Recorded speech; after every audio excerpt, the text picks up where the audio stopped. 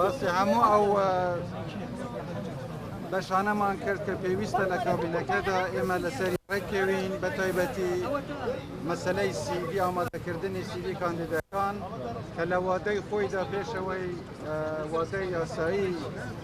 کە لە پێشمانە کۆتایی بێ ئێمە بتوانین هەموو ئەو سیڤیانە ئامادە بکەین و پێشکەشی پەرلەمانی بکەین بۆ ئەوەی لەگەڵ لایەنەکانی تریش حکوومەتی داهاتووی هەرێمی کوردستان پێکبین. سپاسی برادرانەکەین. والله ئێمە یەک سپاسی کاک مەسرورەکەین و بەخێرات ماکردو لە کۆبوونەوەکە هیوادارین بە یەکەوە و لەگەڵ لایەنەکانی تر حکوومەتێکی ڕاست و دروست و زۆر بەهێز بۆ کۆمەڵانی خەڵک دروستکەین و ئەو حکوومەتە بتوانێت خزمەتێکی باشی کۆمەڵانی خەڵک بکات و کێشەکانی چارەسەر بکات. ئێمە وەکو یەکێتی نیشتیمانی کوردستان لەگەڵ پارتی دیموکراتی کوردستان چەند اتفاقیەکمان هەیە، ئێمە سوورین لەسەر ئەو اتفاقیە بە یەکەوە